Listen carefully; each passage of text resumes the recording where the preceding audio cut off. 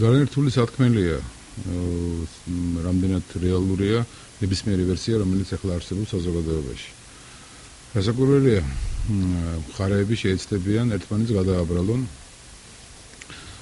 და მესამე ვერსიაც არის, რომ ეს მართლა ისლამისტების მიერ არის ატვირთული. ჯერჯერობით ამის თქმა რთულია, მაგრამ ორნაირად გავითარების ლოგიკა კარნახობს, რომ პრინციპში ფაქტი რა გვაქვს. ფაქტი გვაქვს, რომ ეს ვიდეო გავრცელდა დღე და საღამოს მოხდა თავდასხმა. დამთხევას რასაკვირველი არის დამთხევის შანსი, მაგრამ საბოლოო ჯამში ეს ორი მოვლენა ერთმანეთთან არის დაკავშირებული. ესეთი ლოგიკა არსებობს, ლოგიკა ჩნდება, რომ ვინც ეს ვიდეო ატვირთა, ის რაღაც კონტაქტში იყო იმათთან, ვინც თავს დაესხა შემდგომ ქართულ ბაზას. აი ამ ლოგიკიდან გამოვდივარ მე პირადად და მამას ვაბამ მესამე ფაქტსაც 26 მაისის ფაქტს, როდესაც ასე ვთქვათ, პრეზიდენტი იმყოფებოდა ავღანეთში და იმ გამონათქვამებს, რომელიც მანი გამოიყენა და თავისთავად ეს გამონათქვამები შემთხვევით ეთერში არ მოხვედრილა, იმიტომ რომ მე როგორც ყოფილი ტელევიზიის ყოფილი თანამშრომელი, კარგად ვიცნობ ტექნოლოგიას და ვიცი, რომ ასეთი პირველი პირის უმაღლესი რანგის მოხელეთა ნასაუბრები ესე მარტივად არ ხდება ეთერში. ესე იგი, რადგან დატოვა ვიღაცამ ეს ტექსტი, ესე იგი ვიღაცა სჭირდებოდა, რომ ყოფილიყო ეს ტექსტი. და საბოლოო ჯამში აი ამ სამ მოვლენას ერთმანეთთან გარკვეული ლოგიკა აკავშირებს. ხო და ამიტომ შეიძლება ვიღაცამ დადგა დიდი პროვოკაცია, იმისთვის რომ დისკრედიტაცია მოეხდინა ყველას ერთდროულად. სხვა შემთხვევაში, შემთხვევით ჯერჯერობით რთული სათქმელია რა შეიძლება ყოფილიყო. მაგრამ ის, რომ ისლამისტური თემა საქართველოში დღეს მწვავე დგას და ასე ვთქვათ, ძალიან ცუდი შედეგები შეიძლება ქონდეს ყველაფერს, აქ უკვე მეორე მოვლენაც, რომელიც გუშინვე გახდა ცნობილი, ამაზე მიგვითითებს, ეს არის განცხადებები, რომელსაც აკეთებს ერთის მხრივ კავკასიის იმარატი და მეორეს მხრივ დევნილობაში მყოფი იჩკერის ხელისუფლება.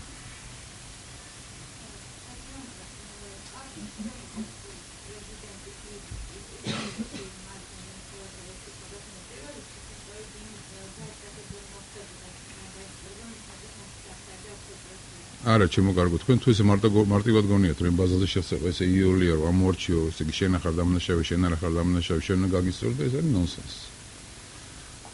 ხა მე არ ვიცი, თქვენ იცით თუ არა, ჩემთვის ცნობილია, როგორ მოხდა ეს ტერაქტი და როგორ მოხდა ჩვენი ჯარისკაცების დაღუპვა. ეს არ იყო შერჩევითი, ეს იყო, ასე ვთქვათ, კონკრეტულ ხალხზე კი არ იყო მიტანილი იერიში, არამედ მიტანილი იერიში იყო ზოგადად ადამიანებზე, რომლებიც ამ ბაზაზე იმყოფებოდნენ. მის შორის ამერიკელი ჯარისკაცებიც იყო და ისინი შეიძლება დაღუპულიყვნენ, მაგრამ დაიღუპნენ მხოლოდ ქართველი ჯარისკაცები. ასე მოხდა, თორე კონკრეტულად ამ დამპიროვნებაზე შეტევა არ მოხდა. ასე იყო ეს. ასე რომ ეს თქვენი ვერსია ჩემთვის გაუგებარია.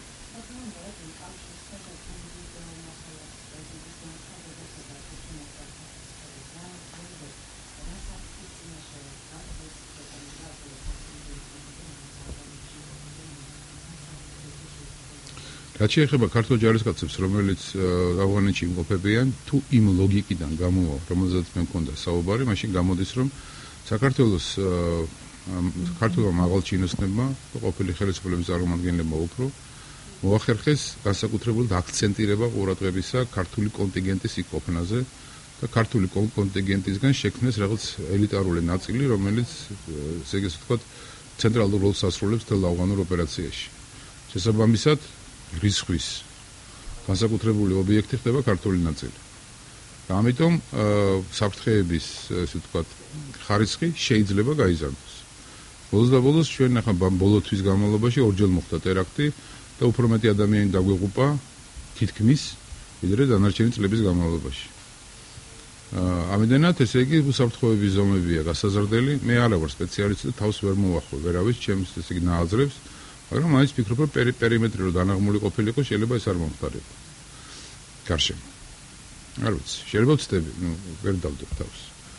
ეს რაც შეეხება ავღანეთში ყოფ ჩვენ კონტინგენტს, რაც შეეხება საქართველოს ვიმეორებ, რომ ხიფათის, ესე ვთქვათ, ხარისხი სხვადასხვა ჯურის ისლამისტური ორგანიზაციების მხრიდან საქართველოსთვის ისედაც გაზრდილია ყოველგვარი ავღანური ოპერაციის გარეშე. საქართველოს აქვს საზღვარი სავიზო რეჟიმი თავისუფალი მიმოსვლა დაახლოებით სოფლიოს 100 ქვეყანასთან. ერთხელ ამ დარბაზში ვთქვი და კიდევ ერთხელ მეორე. რო ჩაიფიქროს ვინმე მალაიზიაში ტერაქტი ევროპული ნებისმიერ სახელმწიფოს თვის წინააღმდეგ საქართველოს შეუძლია თავისუფლად ჩამოვიდეს და აქ მოემზადოს.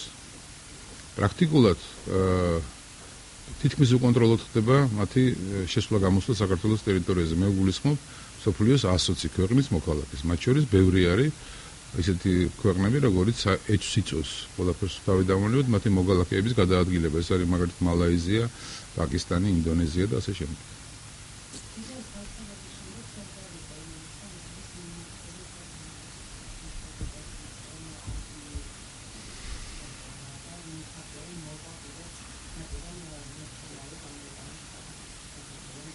ნატოს დისკრედიტაციის მოთხოვნა რასაკვირველი არის. მე ხლა ამ ვიდეოზეც მინდა შევაჩერო ყურადღება და ისე პროფესიონალური ისეთი გარჩევა მინდა პატარა გავაკეთო.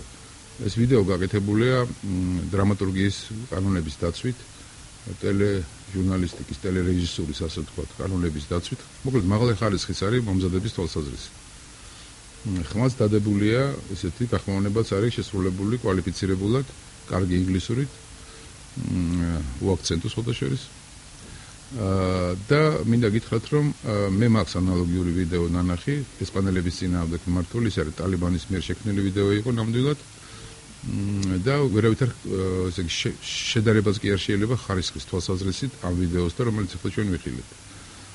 მართალია ეს იყო დაახლოებით 5-6 წლის წინ მაშინ მომზადებული, მაგრამ არ მგონია, რომ აი ესეთი ტიპის ვიდეოები, რომელსაც ამზადებს ტალიბანი, საერთო ისლამური ორგანიზაციები, ეს არის მარტივად აღსაქმელი და მარტივად გასაგები. აქ კინო გადაიღეს, მინი ფილმი, ესე იგი ანტინატო. ამიტომ რასაკვირველია გარკვეული ეჭვები მის ავტორთან დაკავშირებით არის და ეს პროვოკაციის სუნი მართლა უდის, ვერ უარყოფ მაგას ნამდვილად. თუმცა უნდა გითხრათ, რომ ასე ვთქვათ, ჯერჯერობით ვიდრე დადგინდება მაინც მის ავტორობა ძალიან რთულია, რომ გაიგო საბოლოო მიზანი. ზედაპირული მიზანი რასაკვირველია ნატოს დისკრედიტაცია, საქართველოს მოსახლეობის და ავღანეთში მონაწილე ჯარისკაცების ოჯახების წევრების დაშინება და ასე შემდეგ. ეს არის რამოდენიმე ესეთი ზედაპირული მიზანი.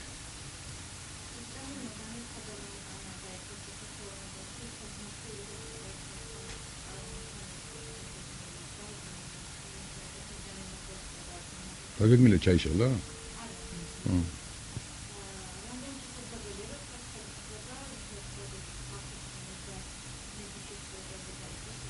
მოდი ესე ვთქვათ, მოდი ჯერ შევთანხმდეთ იმაზე, ჭირდება თუ არა იქ ჯარის ყოფნა და ამის მერე გავაგრძელოთ.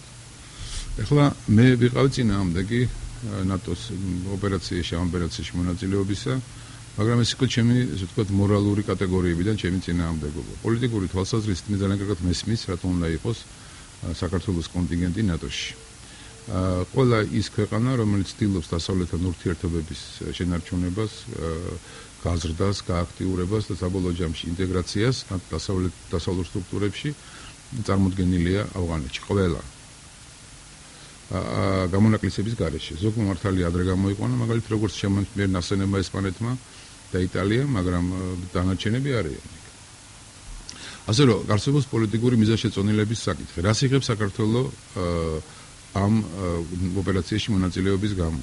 საქართველოს უნდა მიეღო ხარდაჭერა სხვადასხვა ევროპულ სტრუქტურებში, ხარდაჭერა თავის ტერიტორიული მთლიანობის შენარჩუნების საქმეში, ხარდაჭერა, ასე ვთქვათ, ეკონომიკის გავითარების საქმეში, ხარდაჭერა.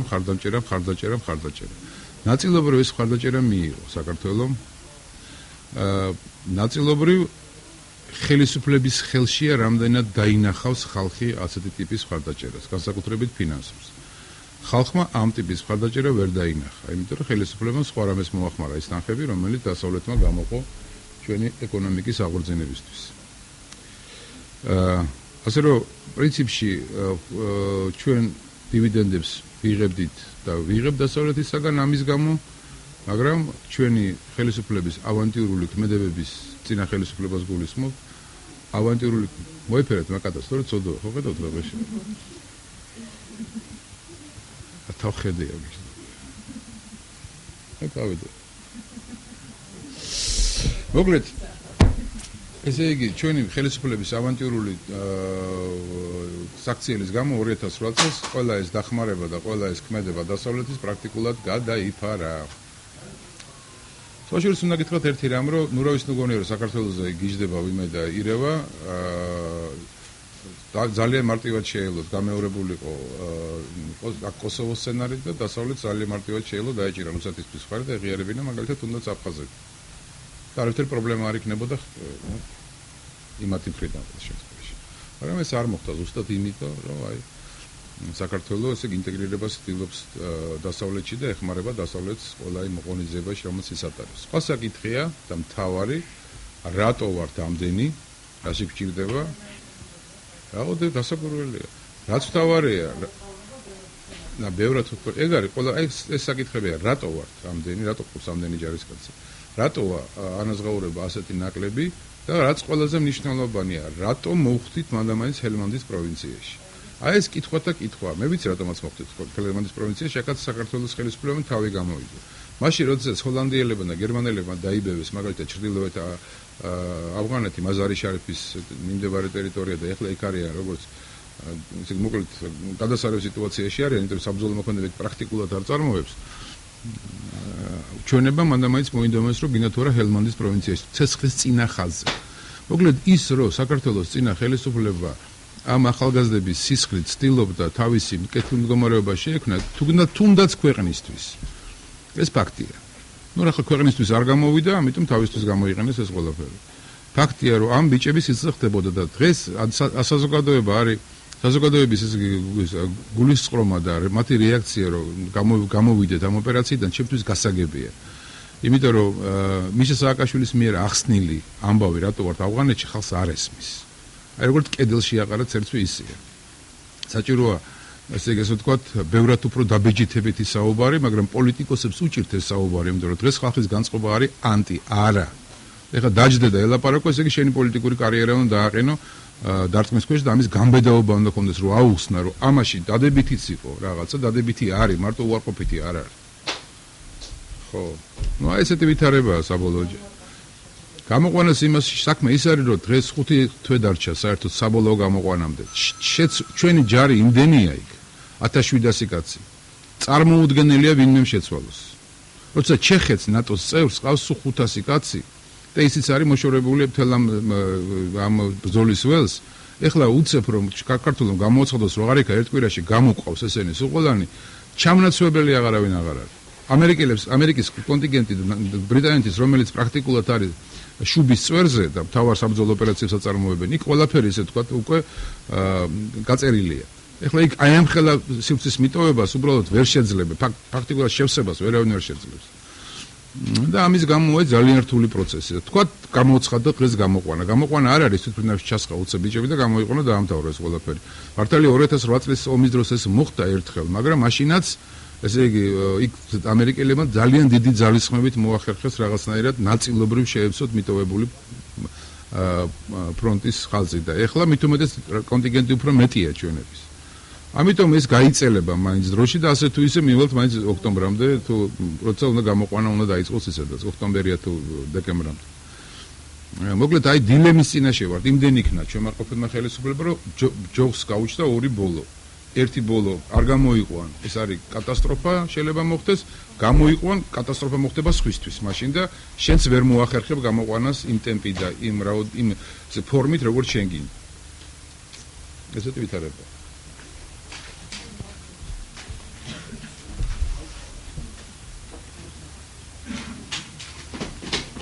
ამ თავდა მე თერაპია გაინტერესებთ?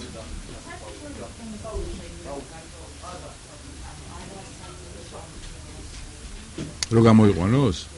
არა, იცი როგორ არის, არასაიმედი პარტნიორის თემა აქ მეორე ხარისხოვანი, იმიტომ რომ პრეცედენტები არსებობს. როცა მადრიდში მოხდა ტერაქტი, მადრიდისა ესპანეთის მაშინდელმა ხელისუფლებამ უპირობოდ გაიყვანა ესპანური კონტინგენტი ავღანეთიდან.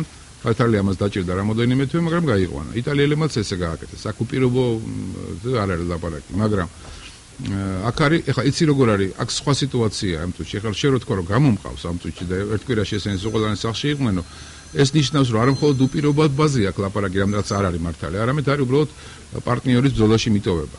აი ამაშია საქმე.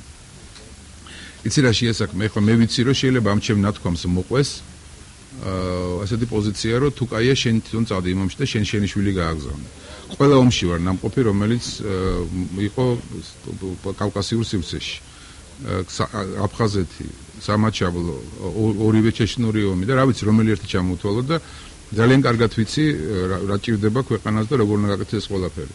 ამიტომ მე ამას არ მივიღებ, მაგრამ არის ესე იგი ქვეყნისთვის საჭიროება, პოლიტიკური მიზანშეწონილობა და არის მორალური მხარე, რომელიც ამ შემთხვევაში ერთმანეთს ეწინააღმდეგება, ეს კარგად მესმის ძალიან. მაგრამ აი ესეთ მდგომარეობაში ჩავარდე. ეს არის ჩიხური მდგომარეობა, რომელიდანაც გამოსავალი არის ურთულესი. რომ გამოხვიდე ამ თამაშიდან, ესე იგი მაღლა აწეული თავით, ძალიან გაგვიჭირდება.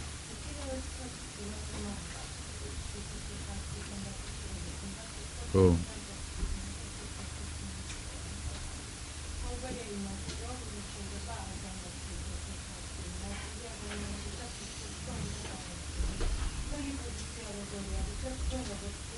მე ვთვლი რომ აი ეს არქივი უნდა მოხდეს კლასიფიცირება. პირად ცხოვრების სამსახურელი კადრები უნდა განადგურდეს და დანაშაულის სამსახურელი კადრები უნდა დარჩეს. ეხლა გაგიჩნდებათ ბუნებრივი კითხვა, ვინ უნდა გააკეთოს ეს ყველაფერი? აი თქვენ უნდა გააკეთოთ მაგალითად საზოგადოების წარმომადგენლებმა, ჟურნალისტთა კორპუსმა. და ადამიანებმა, ვისაც საზოგადოება ენდობა, ვისაც მორალური, ესე ვთქვათ, თვისებები არის ძალიან მაღალი. საქმე იმაშია, რომ ეხლა ამ არქივში არის გადაღებული ჩემზე მასალა. თქვენ ეს მასალა იცით. ამას არის გარდა სხვაც იქნება რაღაც დარწმუნებული. ეს მასალა არის შექმნილი წლების განმავლობაში, შემზე კი არა საერთოდ. სხვა შორის უნდა გითხრათ ერთი რამ, მე არა ვარ ხოლმე ესეთი აგრესიული, მაგრამ მე მიგუშინ ვიყავი გაოცებული იმითი რით რაც ილაპარაკა გია ბარამიძემ და დათო ბაქრაძემ, განსაკუთრებით დავით ბაქრაძემ. როდესაც ლაპარაკობდა რომ უნდა ეს მაცალეთ რა ეს რა ქვია, ნუ რა ისა ათო ბაქრაძე ლაპარაკობს გუში რომ ეს არქივი უნდა განადგურდეს და დამნაშავეები დაისაჯოს. ამას ლაპარაკობს ყოფილი პარლამენტის თავმჯდომარე მეორე კაცი სახელმწიფოში, რომლის დროსაც ეს არქივი იქმნებოდა.